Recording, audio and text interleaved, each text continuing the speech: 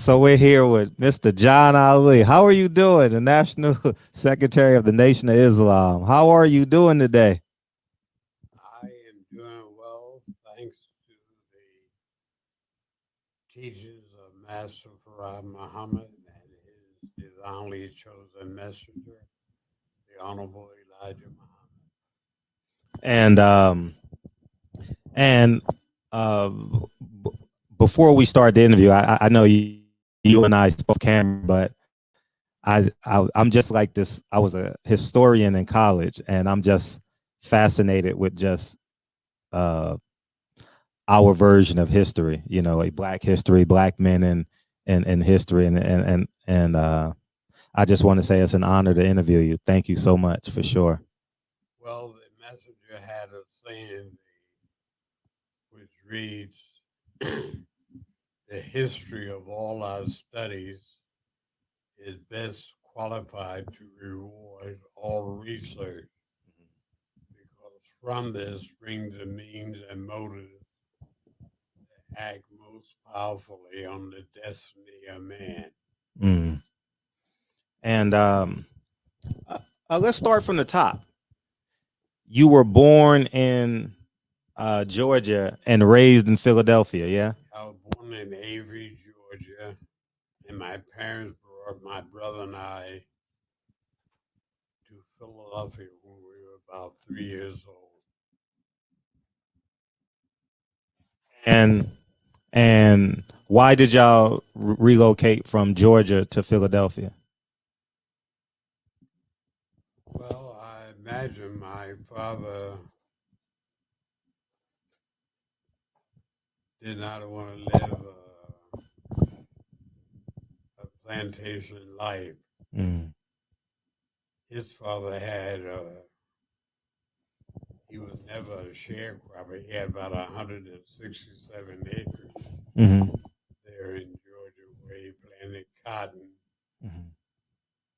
corn, lima beans, cabbage, and a couple of pecan trees on the. Mm.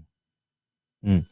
And how was it growing up in Philadelphia? How would you say it? And that is 1920 something, Well, in the middle 30s middle 30s. Okay. when they came there. Uh huh. And we lived in I guess today you would call it an integrated community. But in those days, you could live anywhere. They didn't have black or white neighborhoods. They had mostly European neighborhoods like Scottish, Irish, Italian. And why was education so important? Because you were the first Black student and the first graduate of Bryant College, correct? Well, in Philadelphia, education was required and mandatory. If you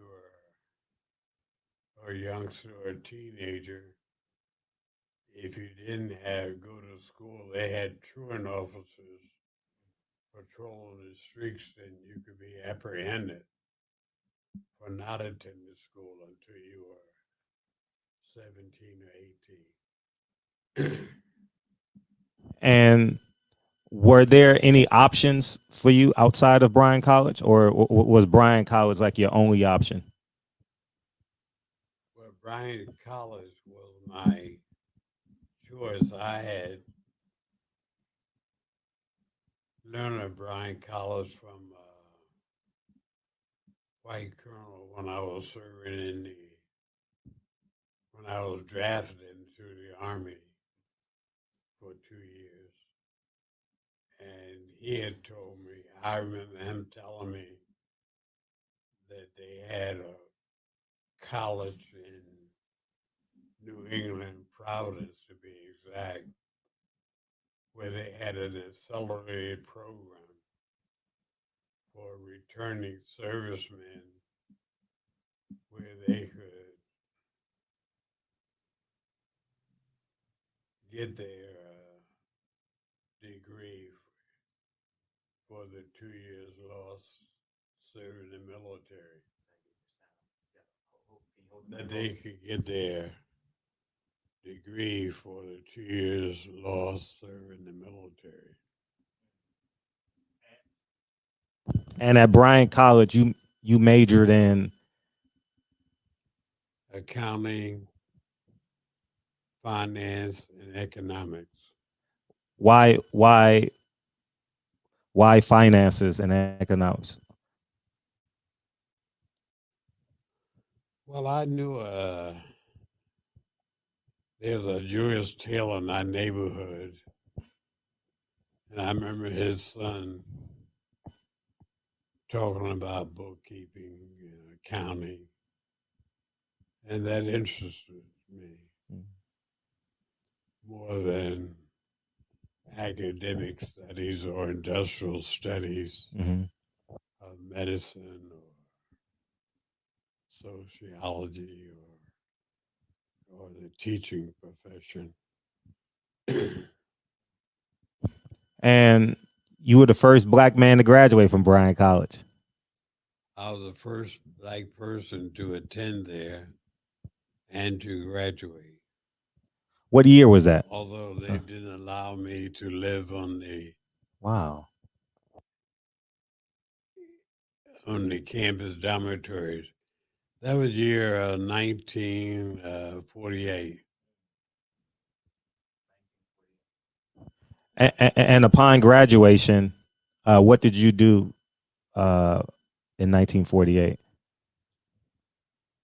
Well, I returned back to Philadelphia, and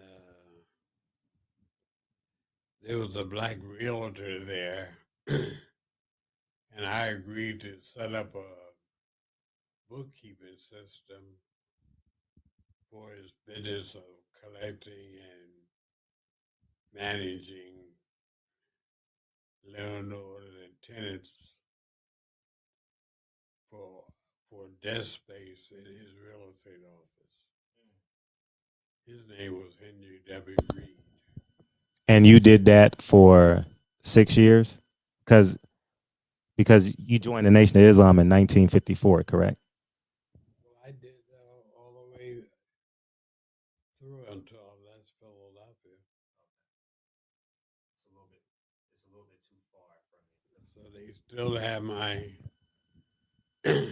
they still have my name on the door of his real estate business Mm-hmm. uh, as being a public accountant there. Mm. And what led you to the Nation of Islam? A friend of mine I was raised up with named Jeremiah Shabazz. I ran into him one day, having not seen him for 2 or 3 years. And he told me about himself and a brother named Clifford and Edward B. and a brother named Robert, who are not dissipating any longer. So I was impressed by the fact that they were not, where this had been a way of life for the neighborhood we live in. And was it James Sabaz or was it Elijah Muhammad that you heard that said, "I'm joining"? That what? Was it James Shabazz speaking, or was it Elijah Muhammad speaking that said, I'm all in"? The first temple meeting I went to? It was with James Shabazz, correct? No. Okay. Jeremiah took me with Malcolm. Mm. Malcolm X, he was called then. Uh-huh. And what year was this, and what inspired you? The year was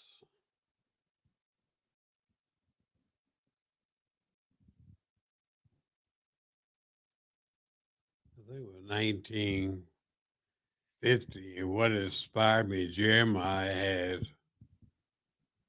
had briefed Malcolm that he was bringing me to the meeting.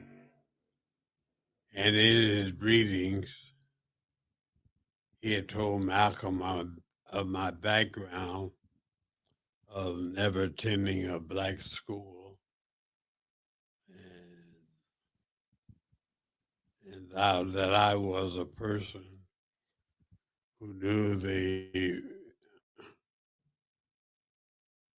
about the monarchy of England, the birth rate of a potato bug, but I didn't know anything about myself.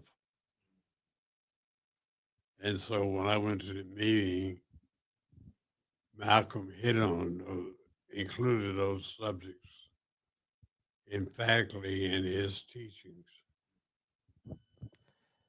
Did you get a chance to meet Malcolm after the meeting? Oh yeah, yeah, I met him, and we were very close. But we lived together. Yeah. Talk about y'all closeness and y'all interactions. Well, our closeness was because of our association with the Nation of Islam. I mean, that's what's brought us together. So, because we were both interested in the Nation of Islam and the development and progress of that, that brought us even closer. And what types of activities did y'all do like outside of the Nation of Islam? Like, did you and Malcolm like hang out, like go work out, go to the park, go to the libraries together and stuff like Well, that? we didn't go to libraries, we didn't work out or go to gymnasiums. The only thing we would do is, which is continued now in Islam, it's called fishermen. Like in the Bible, Peter spoke, say, I will make you fishermen of men. So we would go out looking for other black people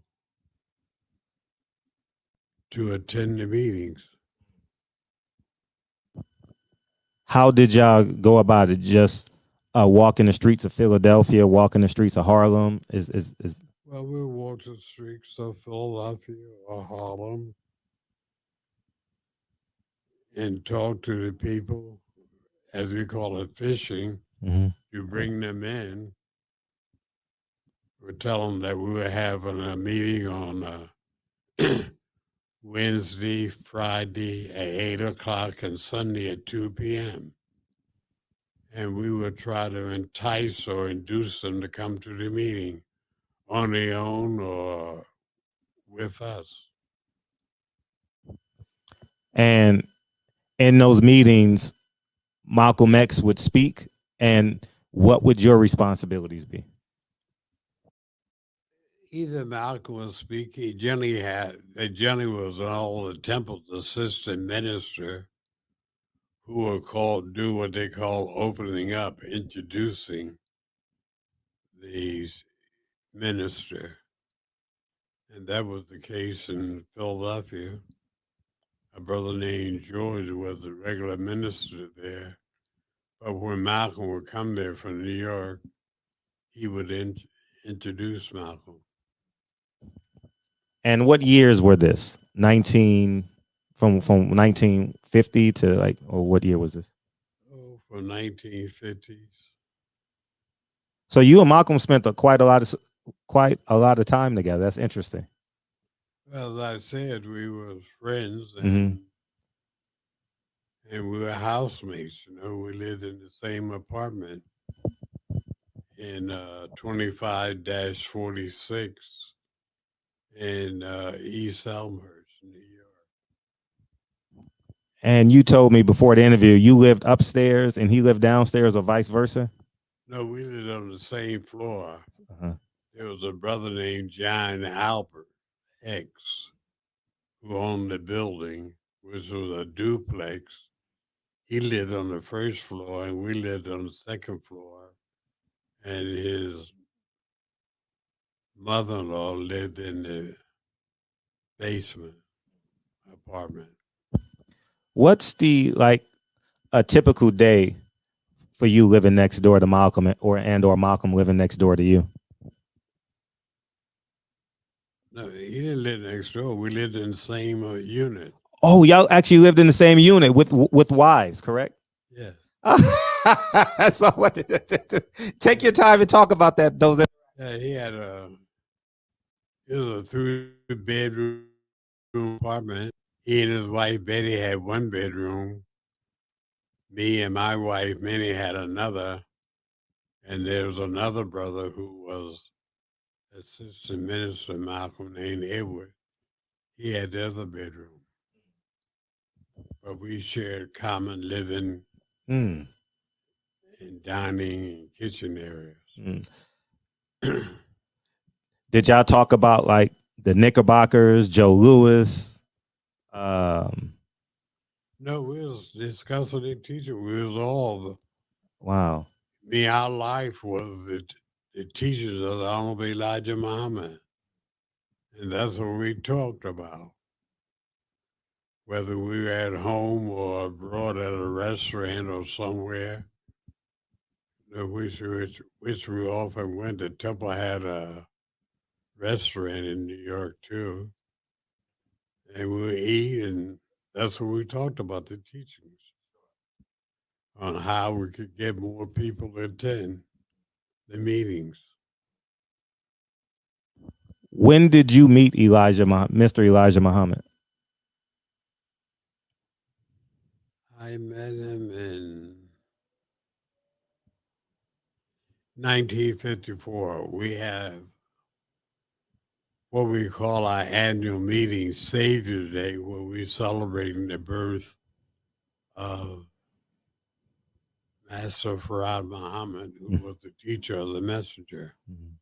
So Muslims from all the different cities in the United States will come to Chicago for that meeting. And were you fortunate enough to have engagement then, or you just listened to him and then you went back to New York? Well, Malcolm had told him about a brother named George, who was our minister, and about Joseph, who is known as Yusuf Shah, and about Louis Farrakhan, a brother named Thomas J., and myself. And the messenger had him to bring her to his house one morning for coffee. Can you talk about that first meeting? And that is 1954, correct? Yes. Can you talk about your first meeting with? So it's Louis X, Malcolm X, yourself. You said, Thomas J. "Oh man, take your time and talk about that meeting." Well, the group of us there, we had to. The messenger through Malcolm had invited us to have coffee every morning. He would have coffee, not eggs and bacon or any time of eating until later on. He had eggs and toast because it was prescribed by his doctors, to have something like that to offset the effect of the medication he was taking. And what was the conversation amongst y'all? The conversation? Yeah. The conversation was always about the teaching. We didn't have no idle conversation about what song was popular or what dance or what sporting activity or other sociological events going on. It was always 100% the teachings. And prior to that, I have in my notes that can you talk about? I skipped over this by accident. Uh, you had a meeting with J. Edgar Hoover, correct? Yeah, I had a meeting with J. Edgar Hoover, and that came about when I graduated from Bryan. Mm-hmm. Everybody in the class had interviews or job placements Mm-hmm. with with white accounting firms, or except me. Mm-hmm. And the graduation speaker at my graduation was Charles Sawyer. He was Secretary of Commerce of the United States. And Dr. Jacobs, the president of the university, arranged for me to go to Washington, and Charles Sawyer had arranged for me to meet with Treasury Department people, FBI, and others. And I had an interview with the FBI. And at that time, I think they had about 8,000 agents. None were black. And all agents to be or upper echelon in the FBI was interviewed individually by Hoover, not by human relation department or anything. He had a interview with him, and J. Edgar Hoover interviewed me and sent me a letter stating, that they had me on a consideration, and they would inform me later on. He didn't even, I don't think the letter, as I recall, even said position. It said they had me under consideration and that I would be considered, would being considered. But I never heard from him again, except for that letter and my meeting with Hoover. What? How long was that meeting, and what was the engagement like? The questions, the answers, and all that. How long was it? Maybe 15 minutes. It wasn't very long. It was like a pacification meeting. He was doing it for Charles Sawyer, the Secretary of Commerce, not because of my qualifications in accounting, which then at that time, you had to be either have an accounting degree or a law degree. And and upon getting that letter, was there any other interactions between you and J. Edgar Hoover and the FBI? And No, because that's what's only been. that meeting and that letter. And I never heard from them again. And I never heard from them again. What year was this? Uh, 1950. 1950. How did you maneuver, or did you have to disclose that stuff? Because in the How did what? how did that ever become a topic of conversation when you joined the Nation of Islam with Malcolm X and Mr. Elijah Muhammad? Huh? I told people, that I Uh-huh. had been turned down by them, Mm-hmm. and he'd only had, I was only being considered Mhm. not because of my qualification, but Hoover's friendship with Charles Sawyer, Secretary of Commerce. Other than that, I never would have been involved in it. Yeah, because there's some dialogue in 2021 that you were an agent. So I'm just trying to give you time to clear that up. Uh, No, the only reason the FBI was ever associated with me because I had told people okay. that I had the interview. You know, I did. That was as of my disclosure. I disclosed that I had been interviewed by the great man Hoover himself. I'm interested to know your thoughts of J. Edgar Hoover before going into the meeting, and what are your thoughts about J. Edgar Hoover as a Nation of Islam member? Well, he was, well, on meeting him, he was nothing outstanding about it, except he talked to me or asked me some questions. I don't even know what they were. And I realized, that he was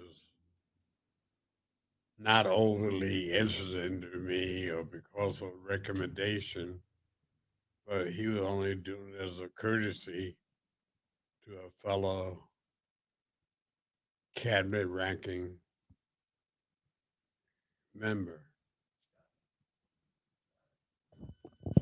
And how did Malcolm X, Elijah Muhammad, James Shabazz, how did they respond to you disclosing that you had a meeting with J. Edgar Hoover?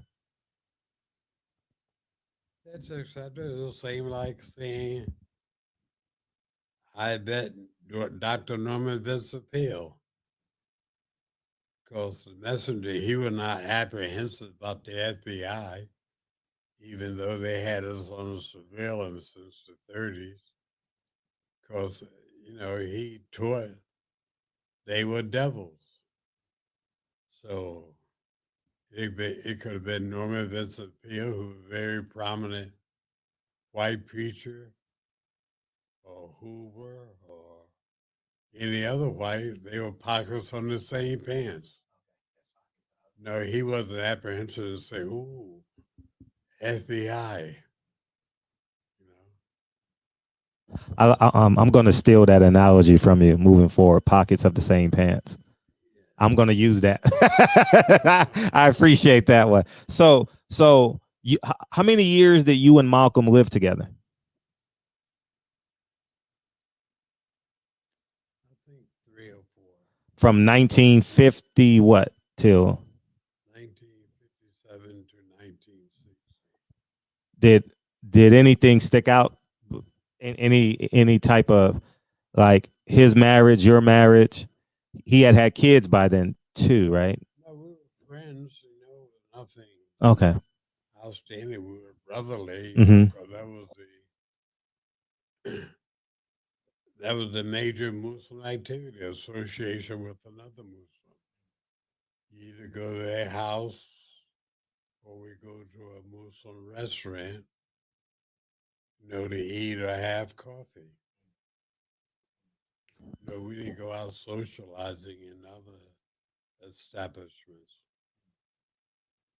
Now, 1957 to 1960, y'all popularity has grown, right? They were, The popularity has grown. oh yeah, the popularity of the nation grew. Mm-hmm. Because Malcolm, the Muslims, all the Muslims participated in promoting the Nation of Islam for black people.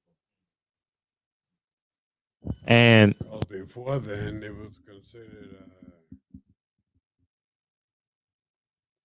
like a cult, it was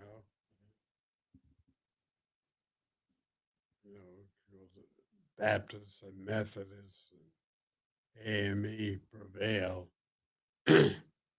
as religions in the black community. In Philadelphia, they did have a group called Black Jews on the leadership of a man named Prophet Cherry. Now, you actually have a chance to be hired by Elijah Muhammad. Can you talk about the process that enabled you to become the National Secretary of the Nation of Islam? Well, I was secretary first of the temple in Philadelphia. Minister Jeremiah was the captain, and George was the minister. Temple number 12, right? Number 12. And then Malcolm brought me to New York to be the secretary there. And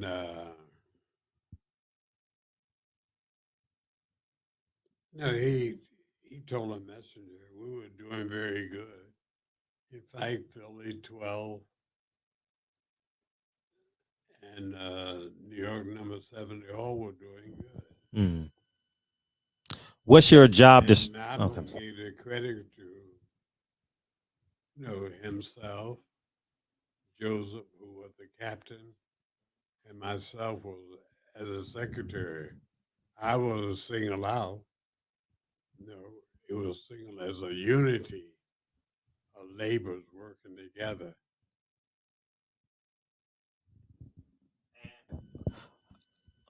What are your job descriptions as as a secretary of a temple? What do you have to do? Well, when the messenger brought me here to be the secretary for about 1 or 2 hours, first he called me the general secretary, which wasn't publicly announced. And then later he said, "You'll be the national secretary." I was replacing a brother named Ernest who had deviated from the restricted law of the Nation of Islam. So,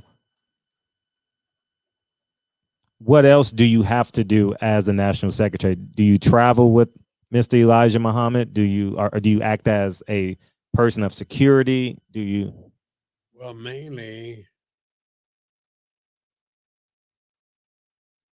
I was very successful in unifying the temples, whereby a minister or a captain in New York could go to Hartford or Boston,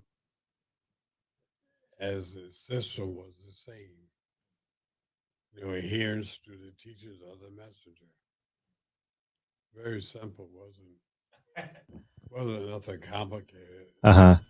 Or as they say, you didn't need knowledge of a rocket science. Okay.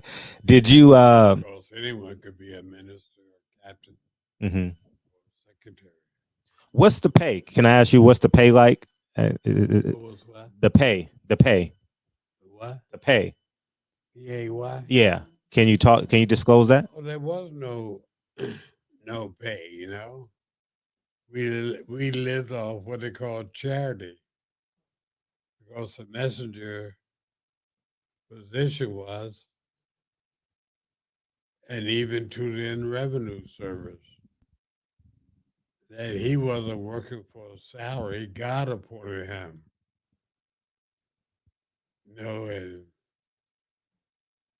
And he was working for God, the real God, Master Farad Muhammad, and without a promise of substance. Although we are taught as a principle of Islam that we should care for our own. And that's how he subsided. So, And so, what would be your annual donations? How much would you make in annual donations? I don't know, we made about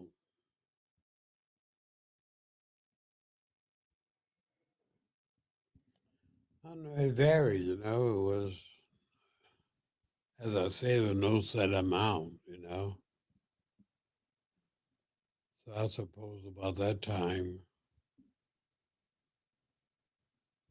it was about 10 or 12 thousand dollars. So you would make $10,000 to $12,000 a year.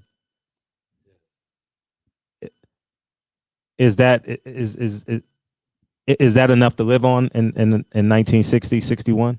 I did live on it. Yeah, yeah, you definitely did. Now, That was one I was never hungry. Because that's one of the main things of the Muslims. One of our main activities is dining at a dining with Muslims. They were not going to the, because back every temple had a restaurant, you know, and we ate Muslim food, which one of the main things was no eating of pork or the pig or the swine. Because we were taught that this animal was raised from a rat, cat, and dog. now, now, from 1960, let's do segments from like 1960 to like 1963. The Nation of Islam has grown leaps and bounds, right? How, Oh, yes. how many people and how many temples from 1954 to let's say 1963? How many temples were in 1954? And how many people would you say? 1954, about 10. And how many members would you say? I don't know. As Malcolm just say, I don't know. Say those who know don't say, and those who say don't know. And how many temples did you guys have by 1963? You had 10 in 1954. How many would you say you had in 63? Because they all had, well, some didn't have numbers. 63. How many? Yeah. Oh, we had about 40 with numbers and maybe 50 or 60 others without numbers. That's amazing. Um, in addition to the teachings of Elijah Muhammad, how much impact did um, Malcolm X have on the building of the infrastructure of the Nation of Islam? He had a great influence, you know, because he was a very effective speaker, you know, and his subject all the time was the Honorable Elijah Muhammad and the Nation of Islam. And his efforts in that regard produced progress.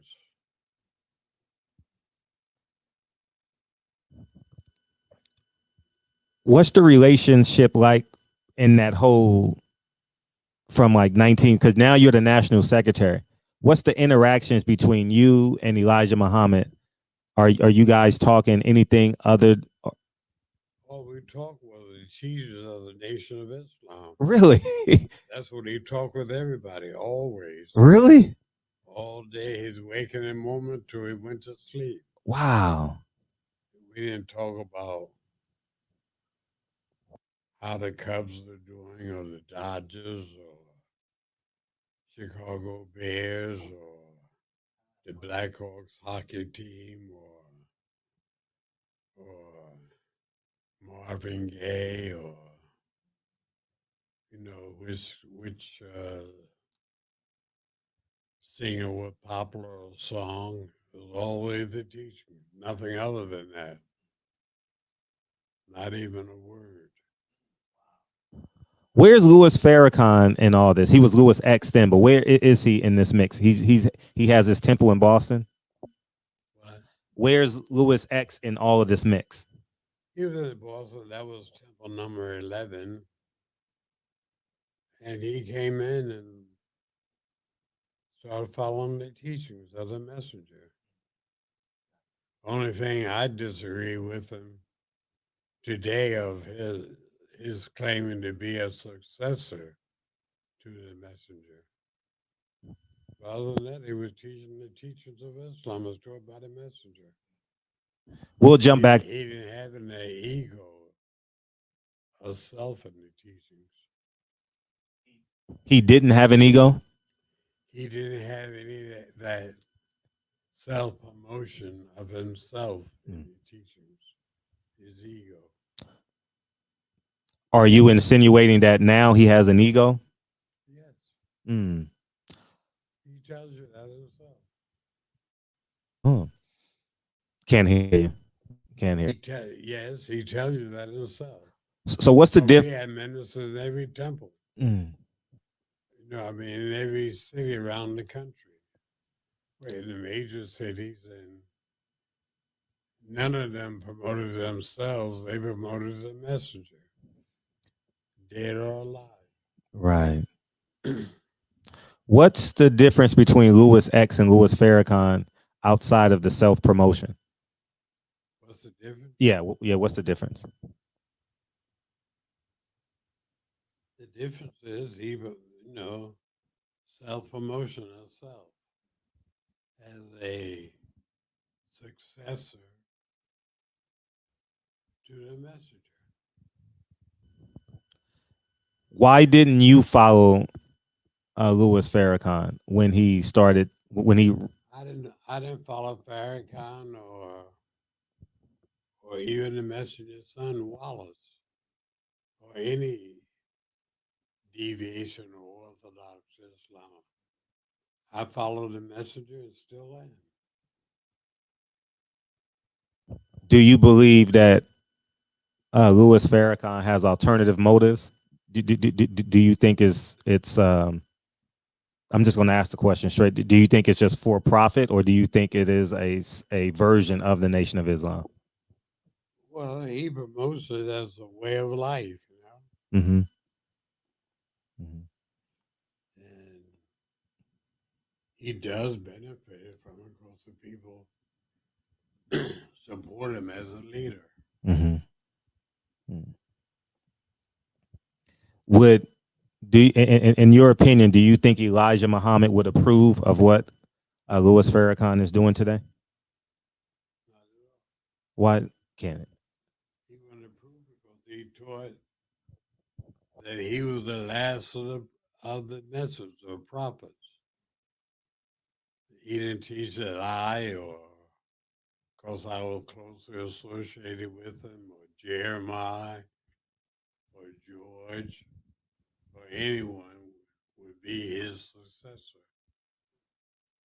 He taught that I am the last. How was he able to get away with it? I was able to get away with it. Yeah, because it seems like the Nation of Islam is a religion. So how is he able to get away with this new? Well, people accepted it. If they didn't accept it, they got away from us.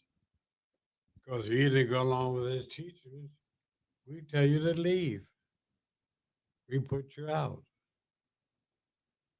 You had to go along with us or you were out.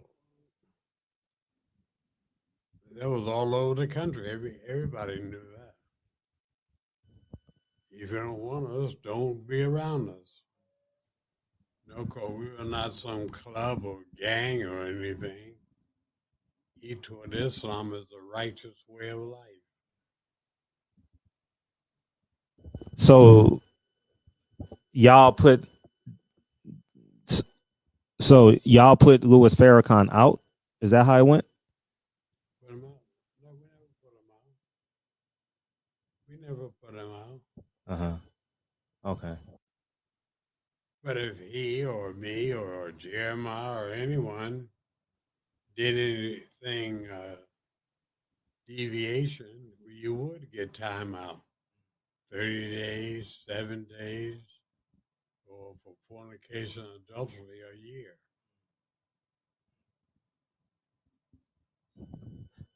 That's interesting because he always so does it make your blood boil when he says um, he's the messenger of the honor of Mr. Elijah Muhammad? That makes your blood boil. Think about Does that make your blood boil? no. Well, a lot of people, Elder Michelle, Father Divine, a lot of people claim they were associated with God.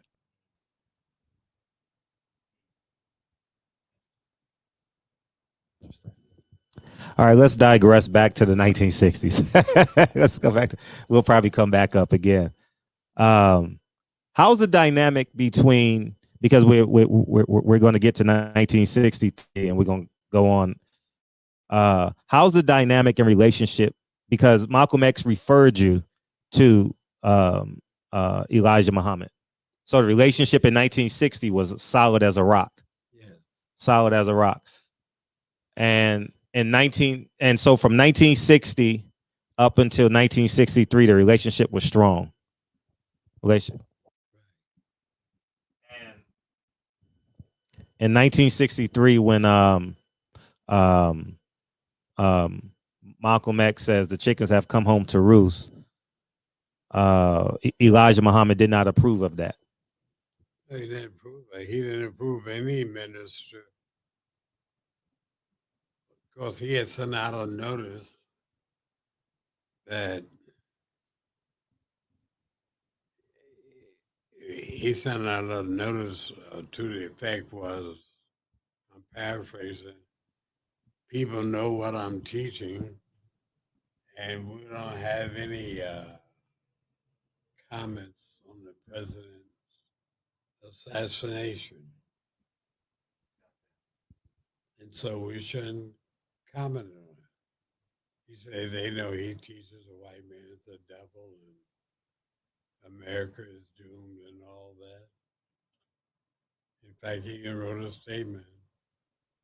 We're saddened by the death of our president. He made it on behalf of the nation because the press or the media was inquiring about among all the people who had popularity, whether it be Jesse Jackson or Jeff Ford, the Blackstone Ranger, or so and so, the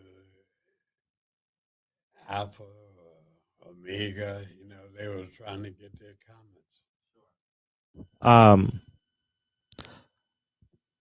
so how was the relation? So everything is fine up until the death of JFK. Everything is the circle, Lewis X, Farrakhan. Yes. Everything is strong. And what happened in those 90 days where everything just went separate? Because you actually made the statement to the press.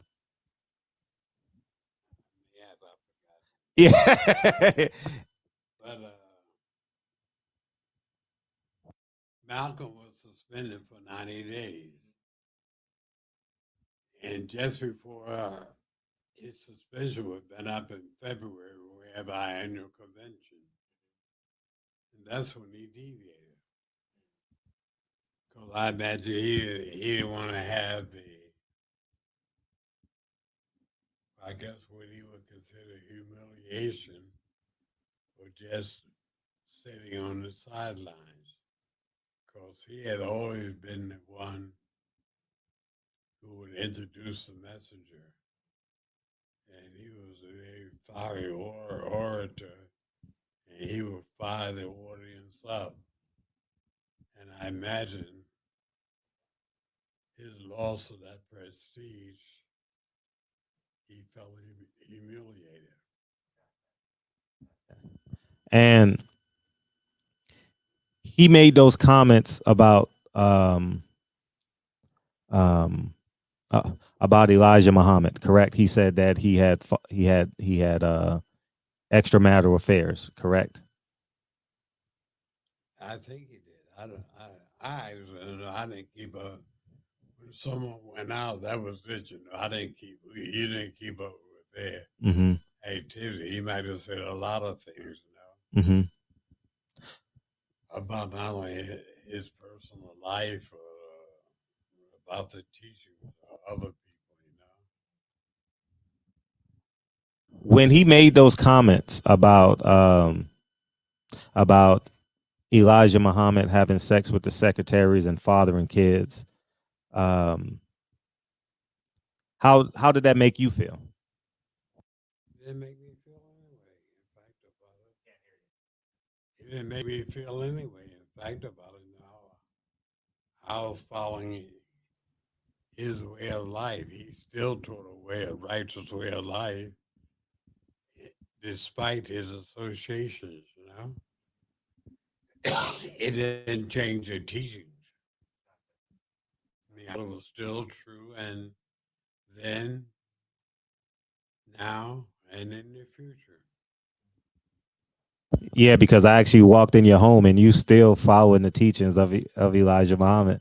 I still follow the views. I never deviated. Because there are many other, there were the Orthodox Muslims. I knew a lot and visited them and visited their mosques, Mm, but I never followed them. mm, I never even considered. mm. Only thing I knew and said was they had some beautiful women, but I never went after one of them. Sure. Now, the relationship changes in 1964. Is right between like Elijah Muhammad and Malcolm X. The relationship is kind of severed, correct? Whatever. Yeah. Um, can you speak to the energy at that time? Well, the energy of the success of the nation grew. It didn't decline or anything. Even though Malcolm been a chief spokesman, the nation did decline under Malcolm. In fact, he tried to start another group. First, he called it Mouse Incorporated, and it lasted about 3 months. You know, he thought a lot of people from the nation would follow him as he had been a principal spokesman. But I don't think he got more than 30 people. So He, that's he started Mouse Incorporated, and after 3 months, he disbanded that and went on a political adventure. It went on a political adventure. yeah. He actually he went to Mecca and a lot of African countries and Yeah, he'd been in Mexican countries. He'd been in African countries before. In '59, the messages sent him on a trip, and he went to Egypt and all that. He'd already been. So he knew about the Orthodox. And in fact, he's saying, I know there are different hues of Muslims other than black. He knew that before. We all knew that. So we had some Orthodox Muslims who come to our Savior Day meeting, our annual meeting, and they be sitting on the rostrum. It was a revelation to outsiders, but the Muslims all knew that. so so would you say it's personal between Malcolm and Elijah Muhammad at that point? It was Uh, personal and private. Personal and private. Yeah. Hmm. I mean, personal and public.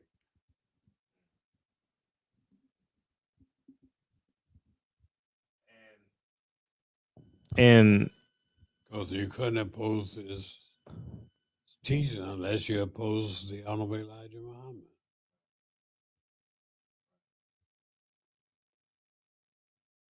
And it seemed like there was a strong push of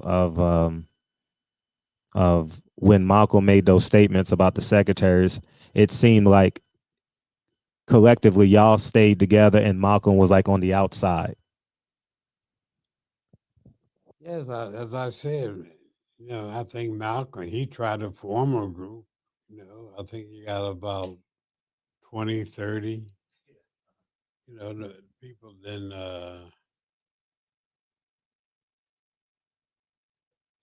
accept his deviation as a cause for them to deviate. And in 1964, Elijah Jr. said something about cutting um, Malcolm's tongue out, cutting Malcolm's tongue out. Cutting his tongue out? Yeah. Were you at that meeting? No, I don't know about that, but the message. Malcolm lived as long as he did because of the messenger's intervention in his saying, leave him alone. I know many Muslims, like Muslims in all the temples, would have killed him if not for the messenger. The messenger directly saying, leave him alone. Allah would take care of him. Not only Malcolm, anyone, you oppose the messenger. They were Muslims ready to do you in or off you. That was well known. If you don't like the messenger, well, stay away from us. But don't be around and don't be out there public, be advocating, your opposition to him. Where's Wallace? Because he, is advocating his opposition to the messenger after advocating for him. There were Muslims in every temple who would have, done away with him. That was no secret.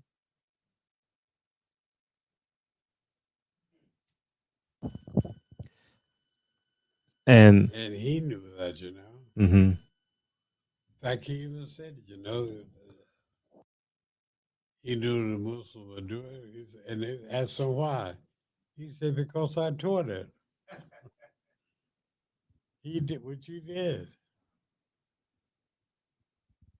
How were you able to separate your love and affinity for Malcolm X and pushing forward with Elijah Muhammad? How were you able to? Well, I had an association with Malcolm, but only with his being a follower of the messenger. And there are many people who deviated. We had been brothers and friends, ate together, but once they separated from the teaching, like all the Muslims, I had nothing more to do with them, or they had nothing more to do with them. Now, it was like cutting, we cut the umbilical cord. Yeah, I get that. Now, during this time, Wallace, his son, also stepped away from Elijah Muhammad too, as it pertains to the women. Did you have a conversation with Wallace Muhammad as it pertains to? Well, I talked to him. I never discussed the teaching with him because he was a follower like me. Mm-hmm. I never followed him for 1/100th of a second. Mm-hmm. Mm. I knew about the Orthodox teaching before he claimed that he was acquainting us with it. All the Muslims did. But I never followed him, not even for a second. And just so history knows, did you ever have any conversation or see Elijah Muhammad with any other woman besides Clara Muhammad, like in Phoenix or in Chicago? Or Well, there were women around all the time, Uh-huh. because he had his secretaries who would answer his mail Mm-hmm. and correspondence pertaining to the teachings, Mm-hmm. I mean, to the nation. They were around all the time. This is the Lord of so many. Mm-hmm. In his house, he had a third floor office Mm-hmm. where they worked, Mm-hmm. and he answered and responded to the correspondence he would receive. He didn't type it up; they did. He would tell them, or they had a form letter for some things.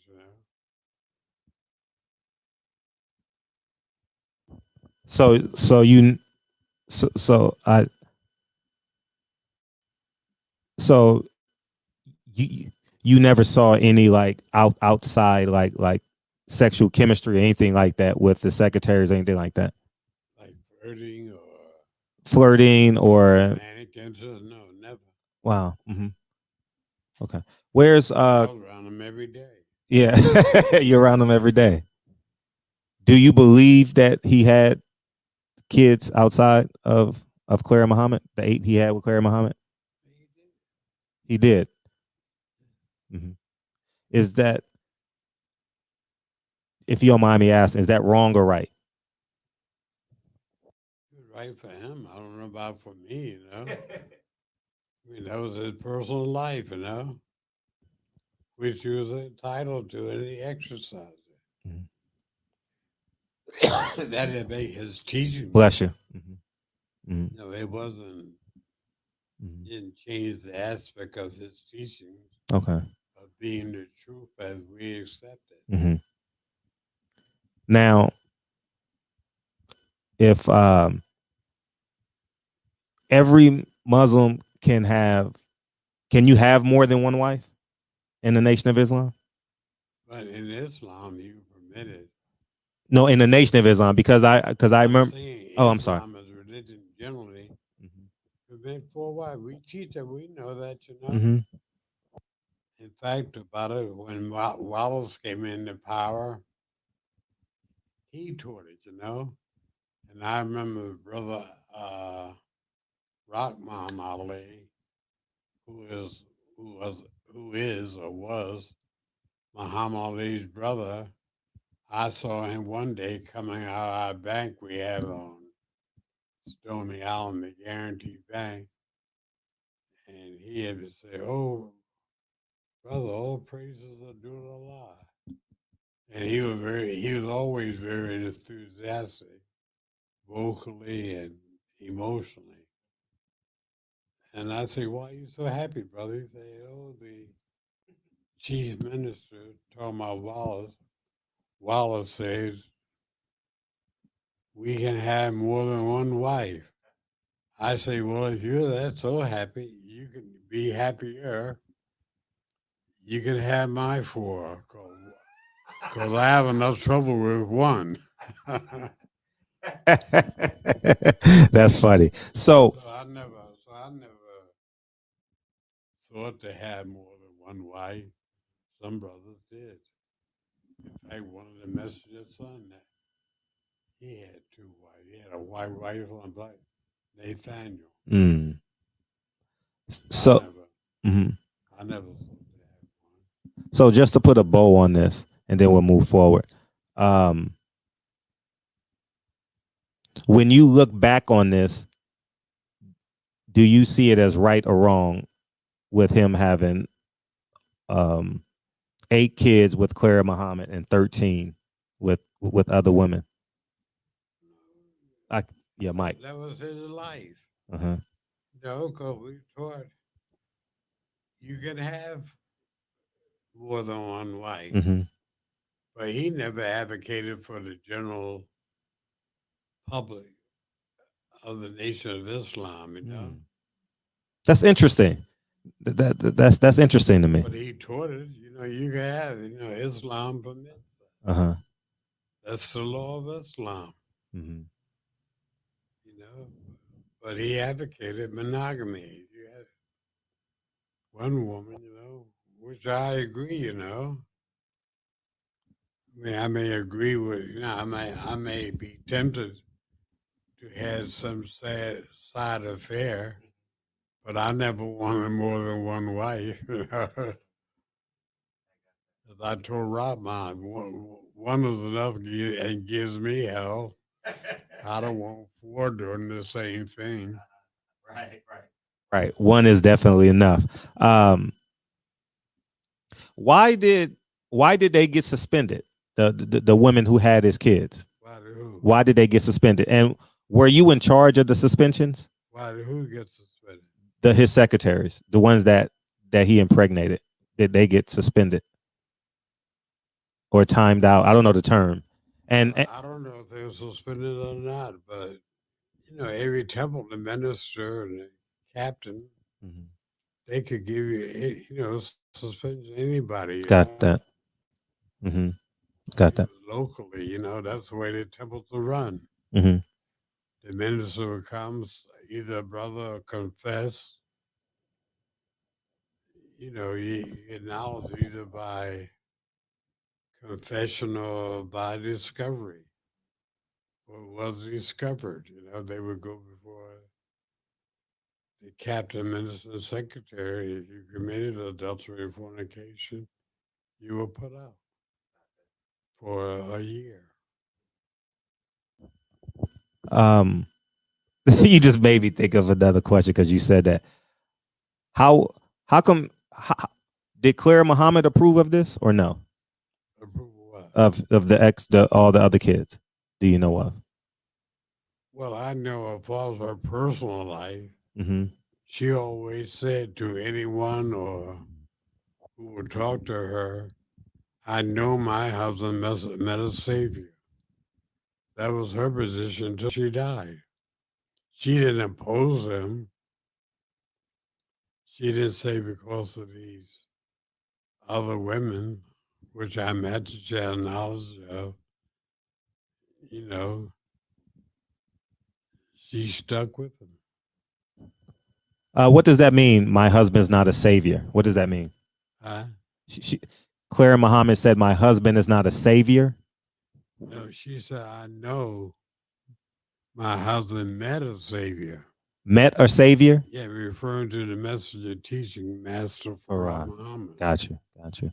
She always said that. Mm-hmm. She I actually introduced Elijah to Farad, correct? to the teachers, yeah. Yes. Yeah, excellent. Do you think it's a contradiction between um, I'm not trying to pick at you. I'm just asking the questions that history wants to know. Uh, do you think it's a contradiction between um,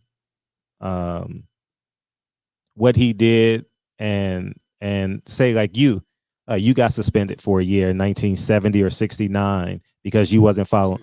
Yeah. Do you think that's a contradiction that he was allowed to do it and you have to be put on suspension for a year for? That's interesting. Restricted law. He was the leader. I wasn't a leader. Uh-huh. No, he was a leader. I was not. Mm-hmm. And as we teach the restricted laws, our success. All right, let's move forward. Go ahead. So we didn't,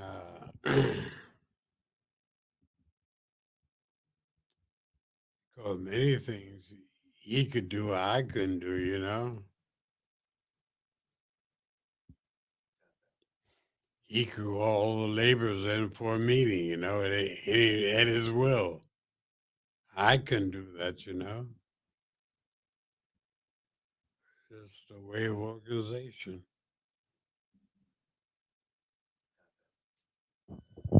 And because you're in that organization, that don't mean you have all the privileges that others may have in the organization. Could be a secretary, a chaplain, or not a chaplain, but a captain or a parliamentarian or what. You have different positions. And that's a natural way of life, you know. You have one, then you have two, then you have three, then you have four. They all play different positions.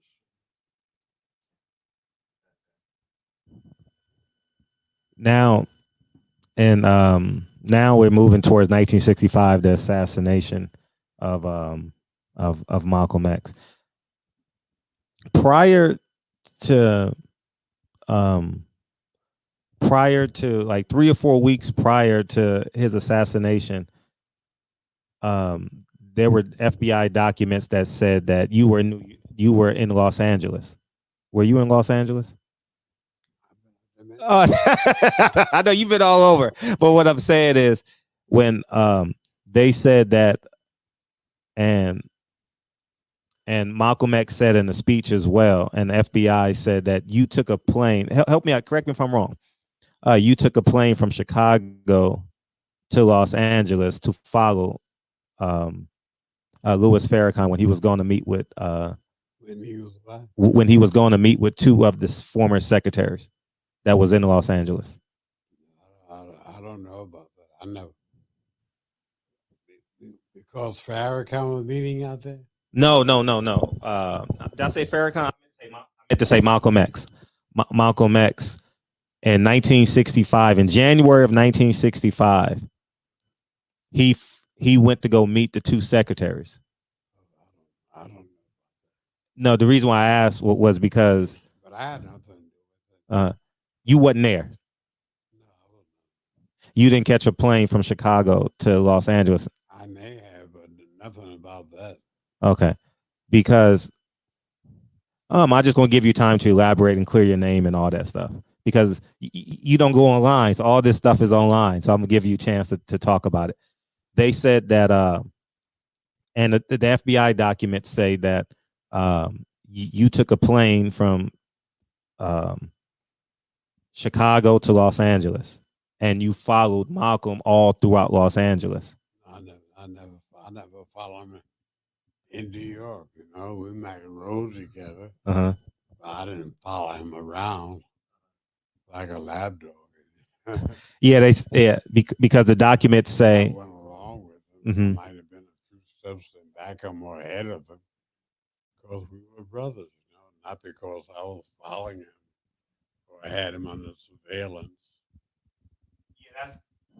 Yeah, that would be a better term. So they said that maybe surveillance, and I'm just going to tell you what the documents say, and you clear it up, okay? Because maybe this interview may live longer than we're going to be here. Um, um, he caught a TWA flight from Los Angeles back to Chicago, then to New York, and they said that he called the police not the NYPD, the LAPD, and y'all were in the airport following him on the freeway to the airport, and he had to get police escort to the plane. That's what the documents say. I never followed him anyway. I don't know. Some people may have followed him, but I wasn't a part of it. Mm-hmm. Okay. Uh-huh. Now it's February 21st. The build up to February 21st. I know the answer. Did you play a role in any of that? You know what?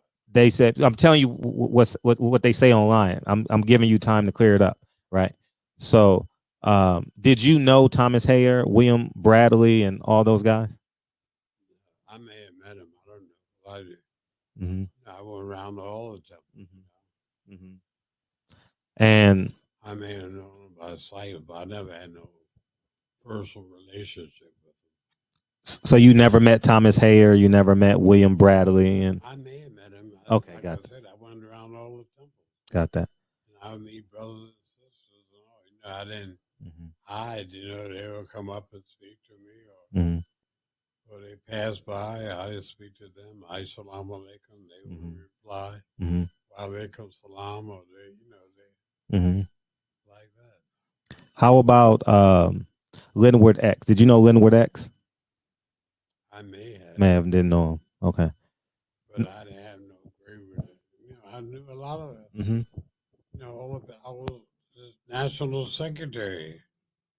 They knew of me, and I come to their city, they will come up and shake my hand, or you know, a lot of people. I don't know. And they say, "Oh, I'm George X. Assalamu alaikum, brother Secretary John Allen." I say, "Walaikum salam." And that was it. It'd be gone. Unless they were a labor or an officer of the temple, we would go out later and have dinner or coffee or something like that. Maybe one of them, would invite me and say, "Oh, my wife and I'd like you to come to our house for dinner or for a meal." Where were you February 21st, 1965? Where was I? Yeah. I don't know. Uh-huh. February 21st? Yeah, that was the day Malcolm X was assassinated. I don't know where I was. If I was I probably was in Chicago. Mm. What was He was assassinated in New York, right? at the Autobahn? Yeah. Yeah, I was in Chicago. What's the energy in Chicago as it pertains to the day Malcolm X was assassinated?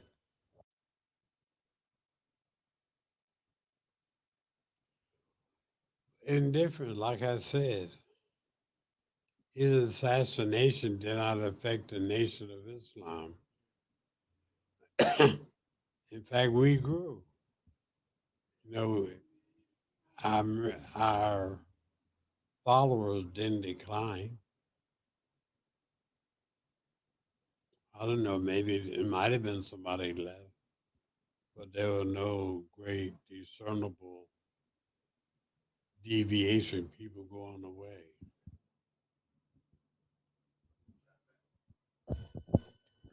What was So you were in Chicago with Elijah Muhammad. What was his reaction to the death of Malcolm X?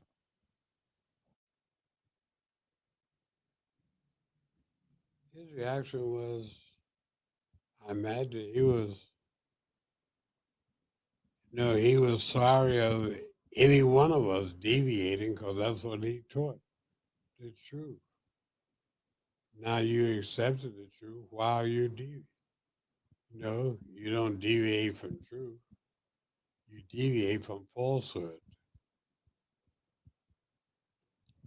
So it could be any one of us. He would not be pleased by our deviation. And He wasn't pleased by anyone's deviation. I forgot, I stepped over the bombing February 14th. Elijah Muhammad said that in the Nation of Islam, Malcolm X believed that the Nation of Islam did it. And Elijah Muhammad, quote, said that Malcolm X bombed his own house. Do you remember those quotes? Okay. Okay. Fast forward now. I do remember the message saying, "Leave it to Allah," because he knew if he had not made a statement like that, probably one of the Muslims would have killed him. No, he was no dummy. He knew the effect of his words, and and if he know you say tear that wall down, we would be trying to make an effort to do it. And he knew if people opposed him, they were Muslims who would try to injure you or kill you. Because we didn't accept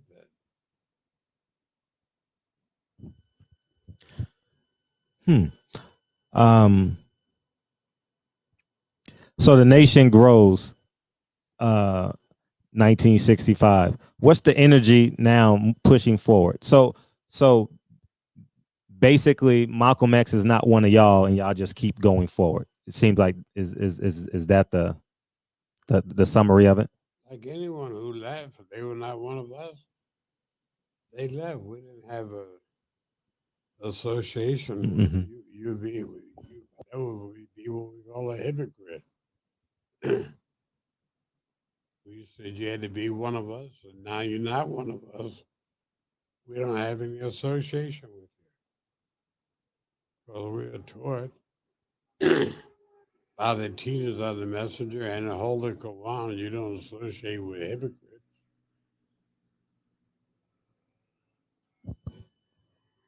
Who do you think assassinated Malcolm X? The, So who do you believe assassinated Malcolm X, murdered Malcolm X? I never thought. I never believed it. I never thought about it. Really? No, it didn't bother me.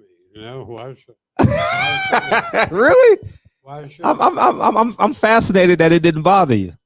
No, well, no, I live with him.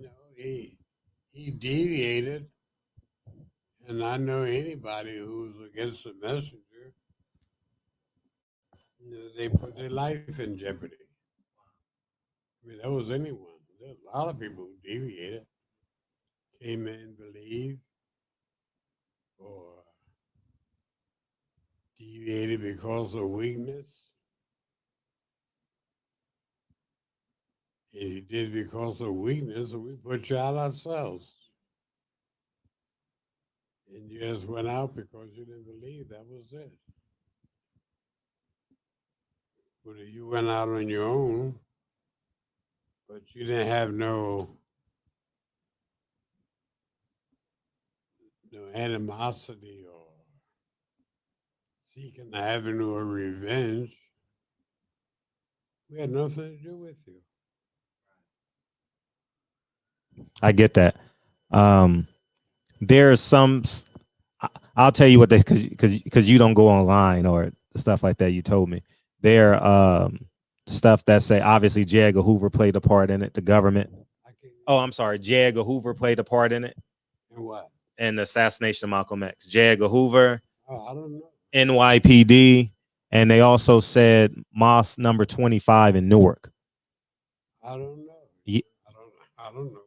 Mm-hmm. I wasn't privy to the operations of the FBI. I wasn't privy to the operations of the FBI or any law enforcement agency regarding the Nation of Islam. I was just aware in the messenger taught Uh-huh. that they pried on us or had us under surveillance. Other than that, I never had any association. No, they never questioned me or Sharif about Malcolm's being killed or anything. I have people in the public have, but no law enforcement ever questioned me. How's Elijah Muhammad's health in 1965? How did what? How's his health in 1965? Elijah Muhammad's health. Well, he suffered with Can't asthmatic bronchitis. can't hear you. Can't hear you. I can't hear you. He suffered with asthmatic bronchitis. I forgot what year he Mm-hmm. acquired it, Mm-hmm. but it became increasingly worse over the years. Mm. How was he physically from 1965? Like, how is he? Like, is he still moving normal, walking and talking, or He was shortness still of breath? moving and talking, but he would be weaker. Mm-hmm. He may have a staggering effect to his walking. Mm-hmm. Mm-hmm. How much time did he spend in Chicago, and how much time did he spend in Phoenix? He spent 90% of his time he spent in Chicago, Mm-hmm. Mm-hmm. maybe 10% in Phoenix. Okay. Did you spend a lot of time with him in Phoenix? I went to Phoenix, several times Mm-hmm. when he would be out there, Mm-hmm. Mm-hmm. And because he got that property in Phoenix. Brother Bashir in California, it was The property was formerly the house and swimming pool of Louis Jordan, a musician. And so Bay's here introduced Louis Jordan to the mess, and he brought his house and property. Do you have any napkins here? I get you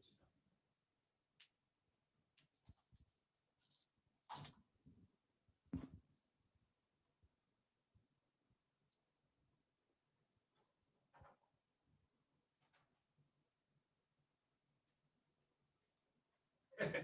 We go old school. Okay, thank you.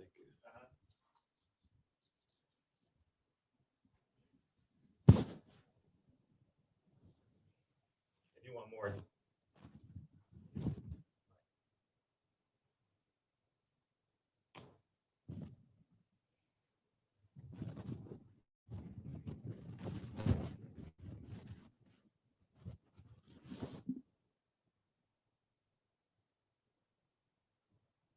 All right, that's the question.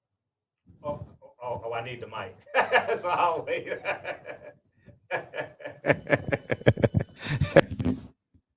Okay. Because the sound. Thank you, because the sound ain't gonna pick up. The sound is not gonna pick up.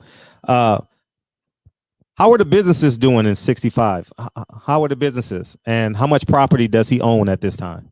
How much property do you own? The Nation of Islam and Elijah Muhammad.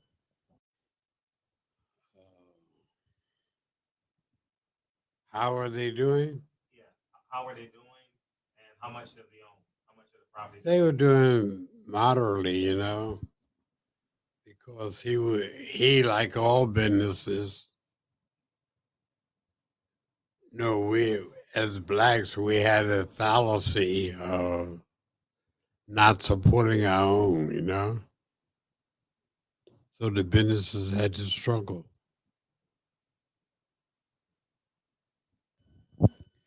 I mean, some didn't. We had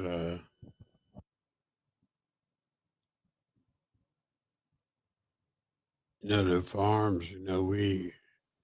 We operated those. And they didn't stop operation.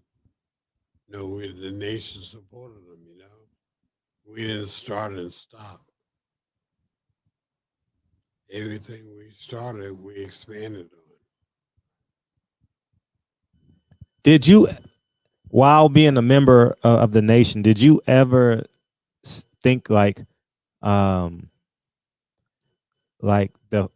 finances weren't doing well? What? While you were when you were the secretary, did you ever think that the financially the Nation of Islam wasn't doing well? Was there a point when the Nation of Islam went? It was always on the up and up. Yes. Always on the up and up. Because that's one of the 5 principles of Islam. Charity. We lived and taught charity. Mm-hmm. No, we taught it. If you're a Muslim, give. Mm-hmm. If you're a Republican, give to it. Mm-hmm. Or you're a Democrat. Mm-hmm. But if you're Muslim, give to the Muslims. Right. That was our teachings. 1970, or 69, 70, you step out of the Nation of Islam because you said you wasn't living a Muslim life. Yes. You mind talking about that? What? Do you mind speaking about that? Because you actually came back because you saved Elijah Muhammad's life. He allowed me back. I went to him and told him I wasn't living the life.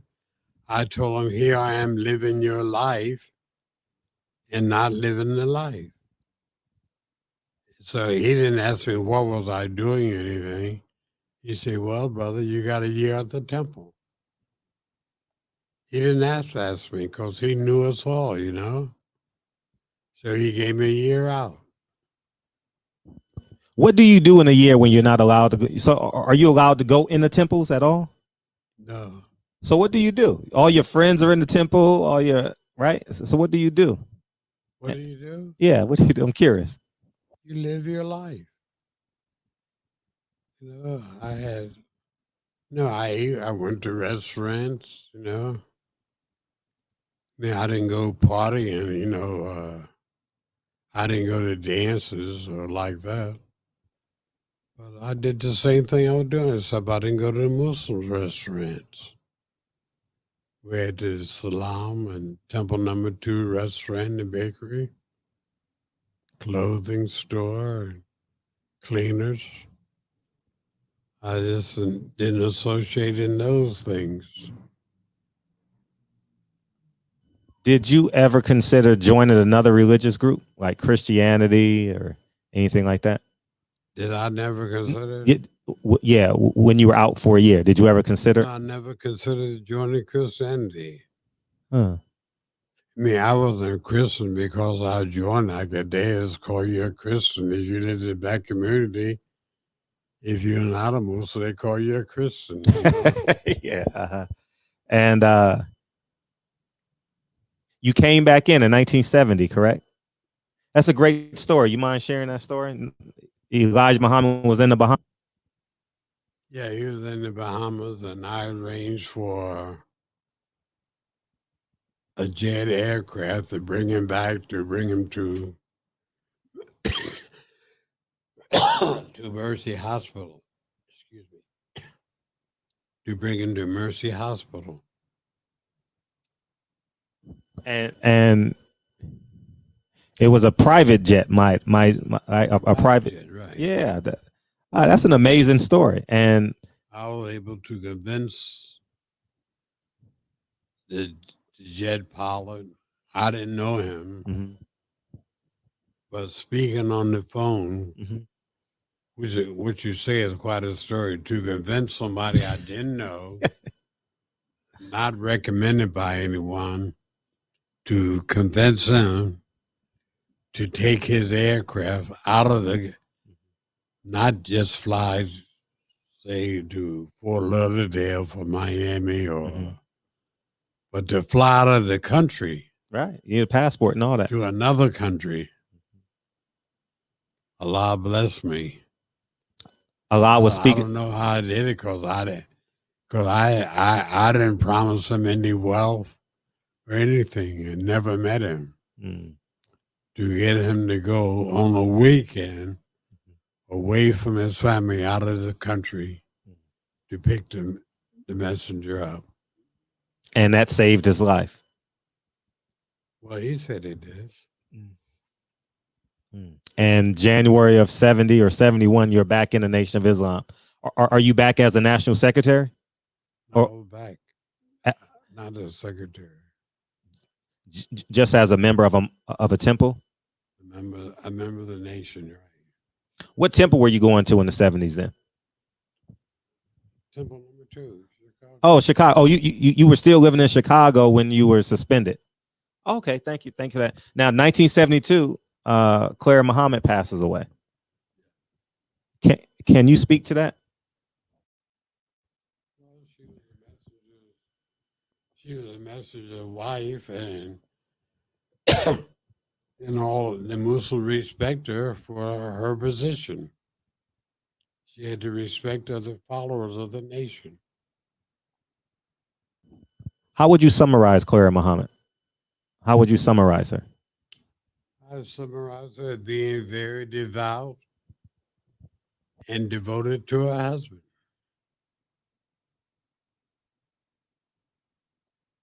How's Elijah Muhammad from 72 to 75? How is he? I was what? How is Elijah Muhammad from 72 to 75? Obviously, he loses his wife. His health is declining.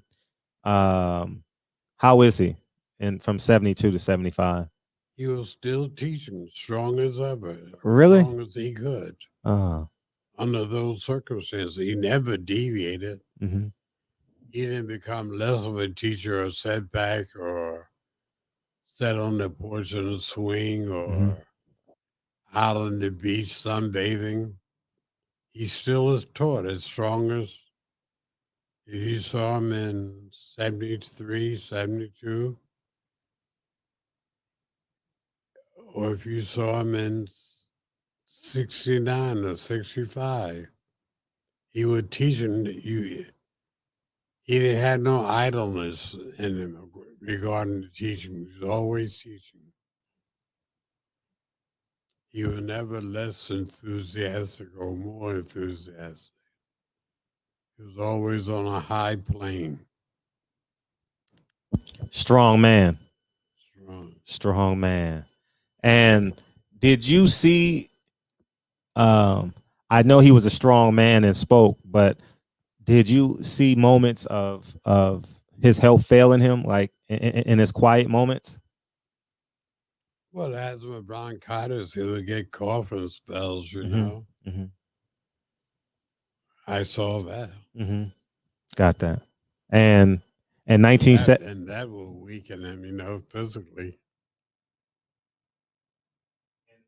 in 1975 he passes away. February 25th, 1975 he passes away. Day Uh, before Savior's Day. day before Savior's Day, February 26th. And can you speak on February 25th in your life? What? Can you speak upon February 25th, 1975, the day, that day? Well, I had prior to that, I had put together a TV tape showing the progress of his life from the time he got started in the 30s up to the 70s. And we did show that to Savior's Day meeting the next day. The TV company who produced it for us, we showed it.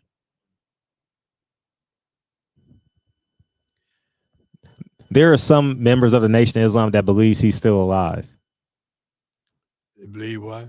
There are some Nation of Islam members that believe that Elijah Muhammad is still I alive. heard that, but I never met any of them. I never had a discussion with anybody. Mm-hmm. You know, believe alive. No. Uh-huh. Did you get a chance to go to? Did you go to the funeral? To his funeral? Yes. Yes, I was there. Uh-huh. No, the reason why that's why I'm asking. So, because there were people at the funeral, and this is just my readings, okay? That say that wasn't him. It was him, all right. Mm-hmm. As far as I know, I don't know anybody else it could have been. So, I saw him in his coffin, so mm-hmm. I never had any doubts about it. Mm-hmm. I never had any discussion with anybody. I read some people who say Mm-hmm. he's alive. I think Farrakhan even indicated, but I never had any discussion on it. Yeah, it's so.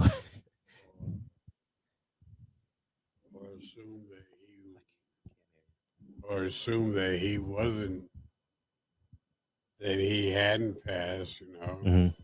There's a lot of discussion about that he's still I alive. never had that. Uh-huh. So you believe that he's gone to paradise? Nation of Islam members go to paradise? I believe that we pray, Yeah. we live in paradise. I Right. don't know. Right. I don't know. All Right. I know is part of my prayer. Right. Right. The reason why I asked because I just wanted. I don't know. No, I don't have no. No, we don't pray for the facts of it. Let me see some Mm-hmm. evidence. No, Mm-hmm. that's the prayer that all Muslims have. Right. Right. We're in a paradise when we die. Right. Now, 19 can't hear you. 1975. What happens in 1975? Wallace Muhammad gets the Nation of Islam. He moves to, they call it the real Islam, and Orthodox. or Orthodox. Thank you, brother. Where are you in this whole in this whole situation? Where was I? When Like, Wallace came in, mm-hmm. I still with the message. Like I say, I didn't follow him for 1 second because I always knew he was Orthodox, you know. And I knew of his hypocritical ways of pretending, that he feared for his life too. Wallace Muhammad feared for his life. Oh, yeah. Why is that? Because that's one reason why he came back when Malcolm was killed. They knew that he might be next. Yeah. Let me ask you that. That's funny. I see you smirking a little bit why why is that the option when you disagree with Elijah Muhammad in terms of you lose your life? Well, Why is that an option? Like, that was a possibility, mm-hmm. I mean, that's the way of other teachers. You oppose truth, Mm-hmm. you suffer injury or death. That's the Quran. It seems like You don't have, it doesn't promise you be glorified, mm-hmm. having parties and celebrations. The one teacher is she opposed the messenger to it. That was our alternative, to suffer injury or death. So that seems like, and I'm on the outside looking in. I was raised Christian, so I was raised Christian. So that We all were. That's a great answer. That's a great answer because you can go so many different ways with that. Uh, if I say I don't agree with Jesus, I don't fear for my life, right? And if I say I disagree with Elijah Muhammad or walk away from Elijah Muhammad or disrespect Elijah Muhammad, I fear for my life. Why is that? Like it seems like because it's a religious organization. Why should you fear for your life if you say something mean towards Elijah Muhammad and or the Nation of Islam? Well, Jesus had his enemies. That's the way it is. Mm-hmm. Truth always has enemies. Jesus feared for it. He was apprehensive. That's why he tried to convert people. He knew we were living an unrighteous life. The reason why I asked that and walk me through this because now you're teaching me right now is because if many of the members of the Nation of Islam have like bad past and many of them learn the Nation of Islam through prison like Malcolm X, right?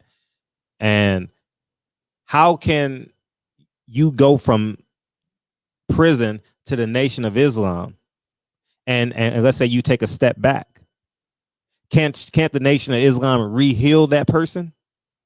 Well, we did, whether you was in prison or you were a prostitute or a pimp or a thief or robber. No, we teachers, that's unrighteousness. We teach in righteousness. So that's easy. It's easy. You have to work to do right. The way of unrighteousness is wide. You can follow the path of righteousness either way.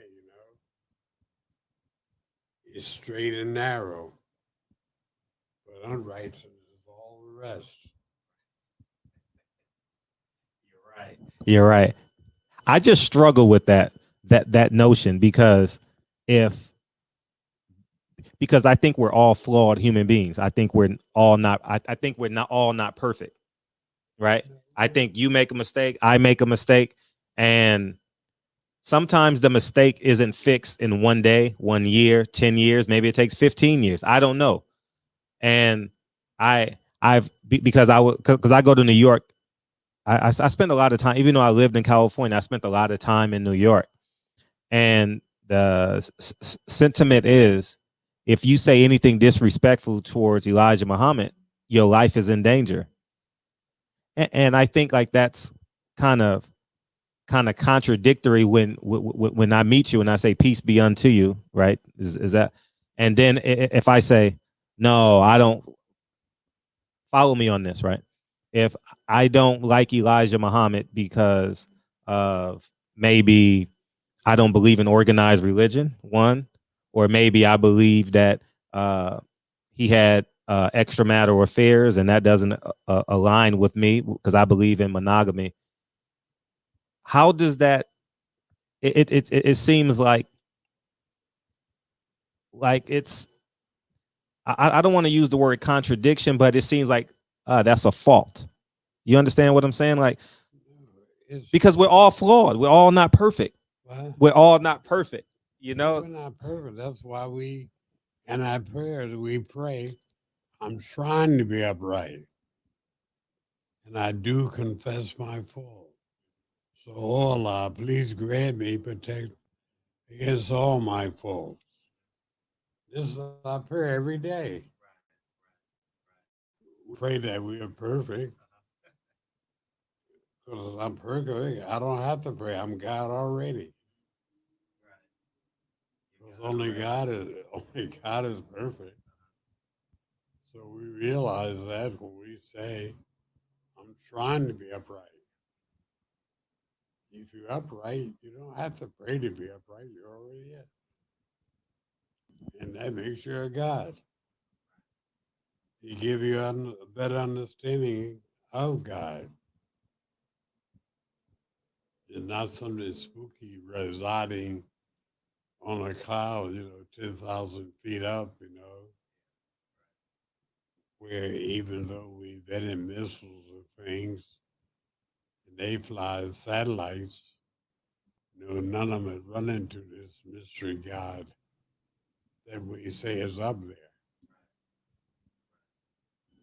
You're, you're making a lot of sense. Why was Wallace Muhammad's life in danger? Would you say? Why was what? Why was he in fear for his life, Wallace Muhammad?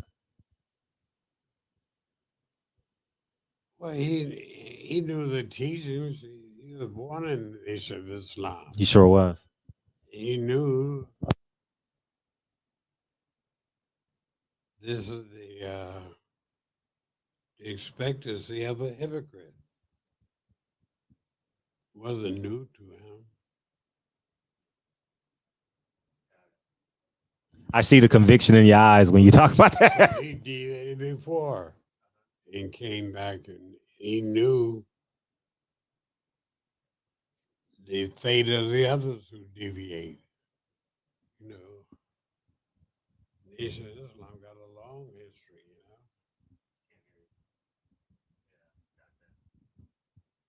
Was he in fear for his life because, in addition to what you said, because he and Malcolm had that conversation about Elijah Muhammad? Was that part of it as well? I don't know. I don't know what is. Uh-huh.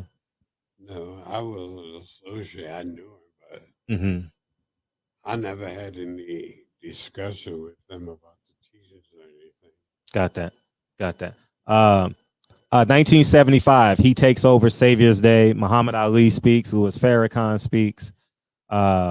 And he comes up to the podium and they give him a hug. I watched it. I watched it. It's online. You missing all this stuff online, man. Yeah, I seen it.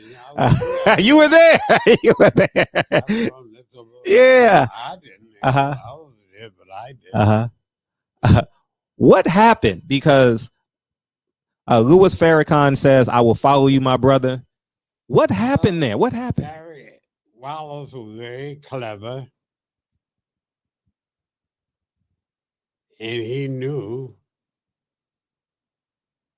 in order to enhance himself with the Muslims, he had to let us know or make us aware that he was following his father.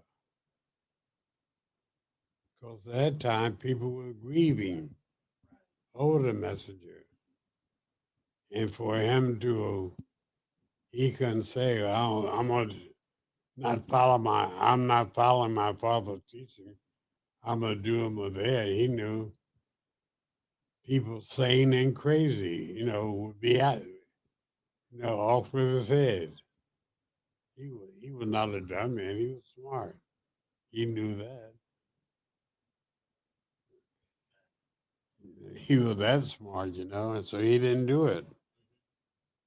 He pretended that he was gonna carry on, like he said it, and he did for about 6 months. Otherwise he wouldn't. There would not been any Muslims following him who deviated to follow him. And when did He didn't go among Christians. He got his followers from those who deviated from the teachings of the messenger. and when did Louis Farrakhan start his version of the Nation of Islam? What year was that? I don't know. He and John Muhammad started together. John Muhammad had been a minister too, and they decided they would put forth an effort to revive the nation. In fact, they taught it. They taught in John Muhammad's house because he had a big house and he had a large basement that could seat 30 or 40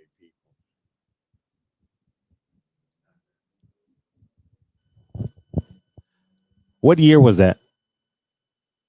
I forgot. You forgot to. Yeah. Now, now you said you didn't follow him for a second. I'm just putting the interview in chronological order. I know we spoke about it briefly earlier, but you said you didn't follow him not for 1 second. Take your time. I didn't follow anyone other than the messenger. Uh-huh. I knew about Orthodox. I've been to Egypt, been to Saudi Arabia, been to Syria, been to Jordan, been to Morocco. I never followed them. I've been to their mosques there. When I was secretary. And I never thought that this was, I should accept this change from what the message was teaching. Like I said, the only thing I said was they got some pretty women. Right. I like the women. They have some very pretty women. They have women very pretty. But I didn't go after one. How did he gain popularity, Louis Farrakhan, and how did he get his membership up? How did he? Yeah, how did he get his membership up? He got it by pretending he was following the teachings of the Honorable Elijah Muhammad. Pretending. Use the word pretending. Yeah. He wasn't following the. No, he claims that he's a successor to the message. He's not following the teaching. I'm a successor. I have my own teachings. Got that. Is he right or wrong in your eyes? For the teacher concerned, he's wrong. Because the message taught there is no successor. And the Holy Quran teaches too. It's a law. It's not a self-claim thing, where you lay title to it or you inherit it or something, So Allah chooses the messenger.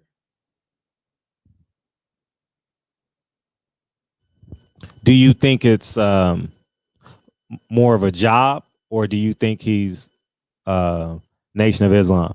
Because I interviewed. It's an effort. We call it a mission. Is it a hustle? I say we call it a mission. It's an effort. And any effort, you have to put forth energy in that direction. Whether it's walking, standing, right, talking, it's work. Why would Elijah Muhammad disapprove of Farrakhan? Why would he? Yeah. Why would he disapprove of him? Well, he disapproved of anyone who said they would be a successor to him. That's what Mm-hmm. he taught, that he was the last of the Mm-hmm. prophets or messengers. He taught that all his life. Mm-hmm. So if I or Jeremiah or Robert comes along teaching that I'm a successor, that's not his teaching. That's a lie. If you say you're a king and there never be another other king, that you're the only one, and I come along and say, oh, here's King John, that's a lie.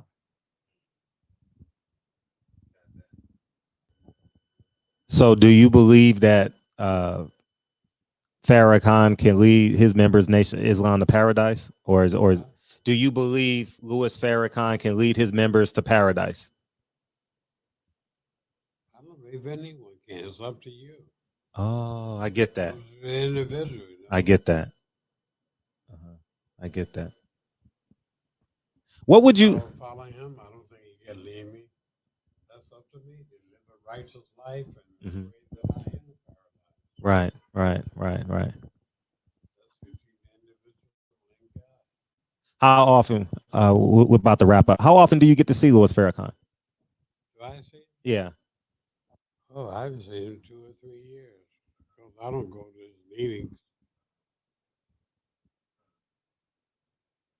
Most I hear about him is I have a sister-in-law in New York, and she has the internet, and she hears him or Israel on the internet. Otherwise, I don't have any association with him.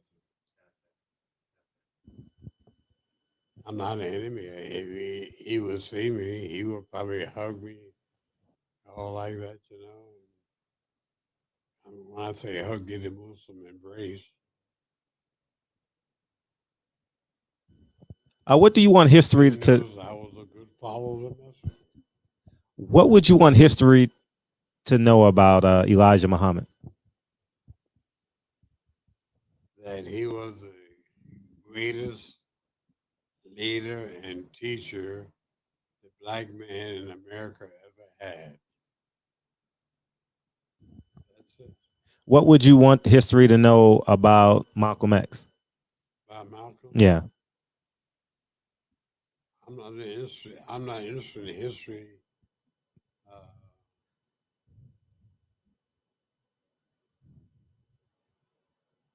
been made about him. Uh-huh. Mhm. Except as a hypocrite. He'd be a good example, you know, because they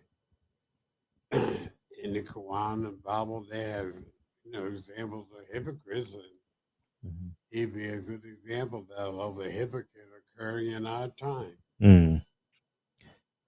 Why do you choose? I noticed when we were doing the interview. Why do you choose to forget the day he passed away?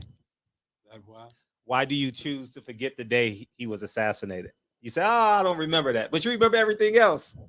It seemed like I don't remember any. When someone dies, that's it. no, but you remember Elijah Muhammad's day when he passed. That's why I was. I don't counsel. I don't dote on it. You know, Uh huh. Uh huh. we worship the living, not the dead. You know, in fact, we teach from the Bible. Even the Bible teaches that a living dog is better than a dead lion. For the dead, for the living know they shall die, and the dead know not anything. That's in Ecclesiastes. It teaches in the Bible. You know, you would be royal, a king, a prince, a monarch, but if you're dead, you're nothing. I mean, a living dog is better than you, because the dog will die. But that's why it teaches in Ecclesiastes a living dog is better than a dead lion. The lion considered the king of the jungle. Yeah. Yeah, I If got he's that. dead, he's nothing but a dead piece, Mm-hmm. you know, of meat and bones. Yeah. So It's in the Bible. My, for Christians, this shows the hypocrisy of Christians teaching, going to heaven and anything. When the Bible teaches you got to be, you got to be living, not dead. now I understand why you did that, because uh, you believe Malcolm to be a hypocrite. So you believe Malcolm X to be a hypocrite because he went against it, because he went against the teaching of Elijah. So you choose. So he's not even like you don't view him as as an icon or a world leader. Like I'll say I'm a Democrat, and then you go against the Republicans. That's a hypocrite.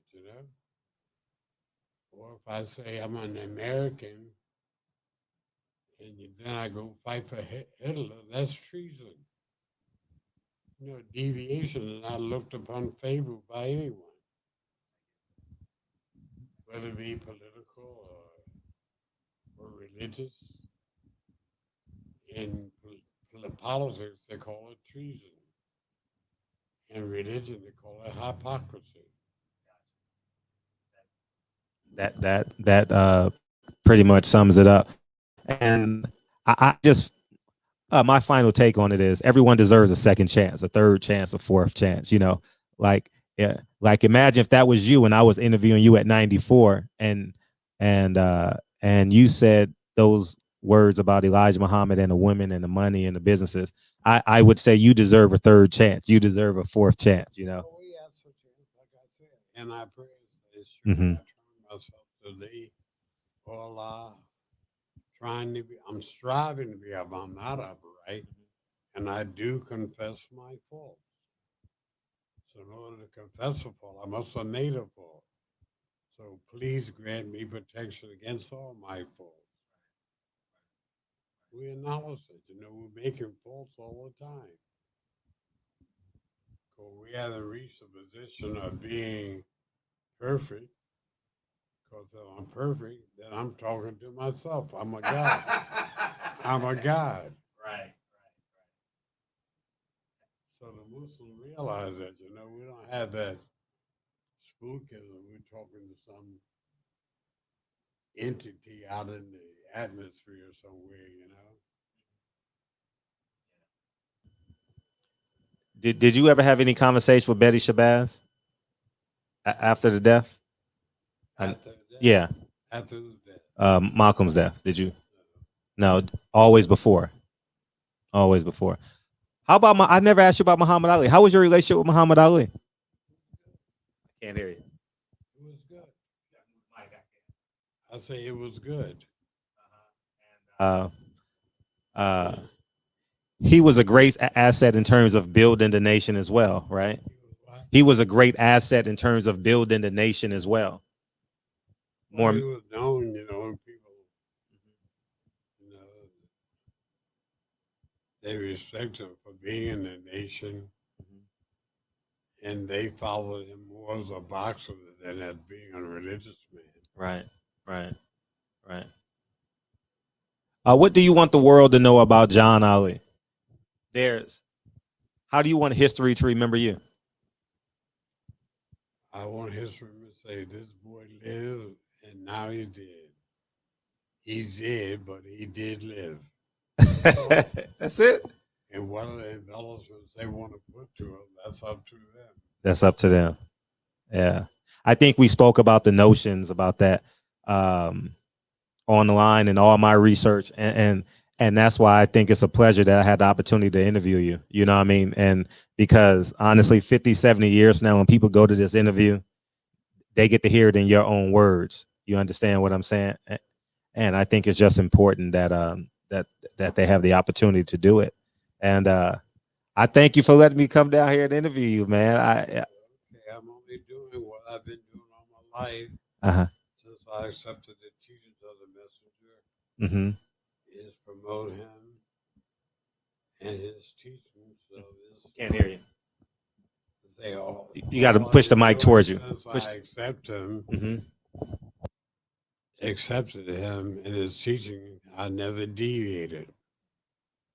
And I pray Allah bless me to continue to advocate his teachings and do my life and my death are all for Allah. That's it. People, what do you say to the people who say, "But Elijah Muhammad is just a man"? He wasn't. That's what he was. He wasn't anything else. No, like, He wasn't an animal or a plant. yeah, you know what I mean. Like, he's just a man. He's not the messenger. But he was just a man, you know. He was all. That's what people think. We don't have that spookism of thinking. Mm-hmm. No, he could walk on water or float in the air, Mm-hmm. or you know, that's associated with what we call spookism. You know, believing you can walk on water. You know, not ice. You know, and float in the air and all that, and have wings, and go, look over the people and all that. And what do you say to people who say it's a We cult? believe in angels, but we don't believe the angels are people floating in the sky with wings on their back. Just like they're being like I am. Is the Nation of Islam a cult? A cult? Mm-hmm. I'm just asking because these are the questions that they say online. The Nation of Islam is to the religion of Islam. Mm-hmm. We identified, they're Muslims all over, Mm-hmm. all over the world. Some call themselves Egyptians, Saudi Arabians, Mm-hmm. Syrians, Romanians, and everything. And that's what they are, Others outside may call them a cult or a gang. No, but we are Muslims, period. And all Muslim mean is one who submits to the will of Allah. So in Arabic, the only way you can say that you submit to the will of Allah, you got to say Muslim. That's all. And in English, the only way you can say I submit to Allah, you got to say Muslim. That's the only word that describes it.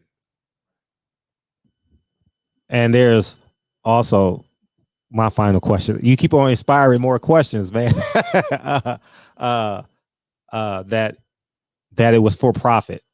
That what? That it was for money. Was the Nation of Islam to save souls or to make money, in your opinion? It's for teaching the teachings of truth. We saw Allah.